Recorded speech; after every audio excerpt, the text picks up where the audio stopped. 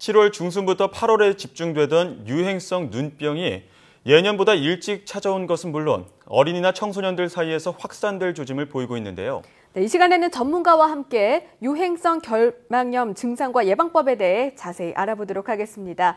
가톨릭대 인천 성모병원 안과 황형빈 교수 전화로 연결됐습니다. 교수님 안녕하십니까? 예, 안녕하세요. 네, 유행성 각결막염으로 병원을 찾는 환자가 지난해보다 크게 늘었다는 소식 방금도 전해드렸는데요. 흔히 이제 눈병이라고 부르는 질환인데 유행성 각결막염이라는 게 어떤 질병인지 설명해 주시죠. 예, 간단히 말씀드리면 유행성 각결막염이라는 질환은 바이러스, 특히 그 아데노 바이러스가 눈의 결막과 각막에 침투해서 염증성 질환을 일으키는 눈병이라고 할 수가 있습니다. 매우 전파력이 강한 것이 특징인 염증성 질환이라고 할 수가 있겠습니다. 예. 네. 그렇다면 이렇게 전파력이 강한 유행성 각결막염은 어떻게 발생하고 또 걸리면 구체적으로 어떤 증상이 나타나나요?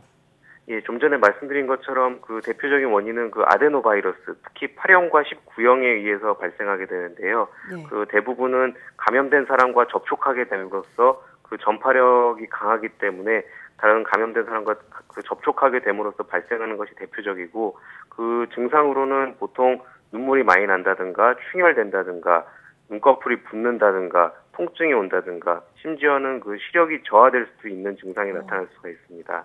네, 시력이 저하된다면 특히 아이를 둔 부모님 입장에서는 걱정이 될 것 같은데요. 특히 예. 올해는 영유아나 청소년층에서 유행성 각결막염 환자 수가 2~3배 정도 늘었다라는 결과를 발표드렸는데 원인이 무엇이라고 보십니까?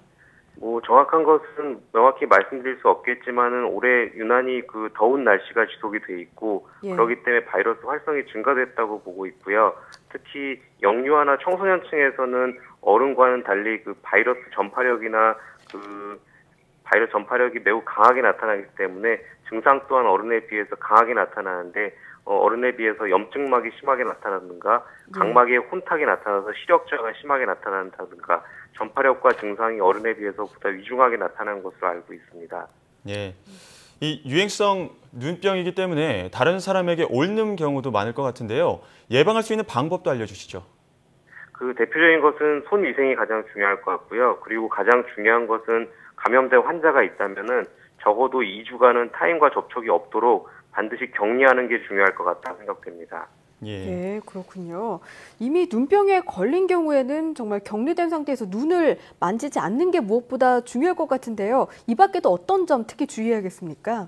특히 그 가정에서 주의할 점이 있는데요. 가정에서 가족들은 반드시 수건, 비누, 침구 등을 전염된 환자와 따로 써야 되고 직접적인 신체 접촉도 피하고 특히 환자는 자주 손을 씻어서 다른 사람에게 질병을 전파하는 것을 막아야 됩니다. 예. 그 눈병이 걸린 사람은 눈병이 있는 기간 중에 약 절반에서 환자의 손에서 그 전염성이 있는 바이러스가 검출되었다고 알려져 있기 때문에 예. 손 위생이 가장 중요할 거라고 생각이 됩니다. 예. 손 위생이 무엇보다 중요하다는 말씀을 해주셨는데요. 이 밖에도 여름철에 유의해야 할 안과 질환과 또 눈 건강 관리 방법에 대해서도 전해주시죠. 예, 여름철에는 그 휴가철이 겹치고 휴가를 많이 떠나기 때문에 그 타인과 접촉할 기회가 늘어난다고 생각이 됩니다. 따라서 아까 말씀드렸듯이 전염성 질환이 퍼질 가능성이 크기 때문에 손 위생에 특히 유의해야 할 거라고 생각이 됩니다. 그리고 또한 뜨거운 계절이기 때문에 자외선을 막기 위해서 선글라스나 자외선을 차단할 수 있는 안경 등을 끼는 것이 중요할 거라 생각이 되는데요. 네. 이렇게 자외선을 차단함으로써 자외선이 주로 원인이 되는 백내장이나 황반변성 등을 예방할 수 있을 거라고 생각이 됩니다.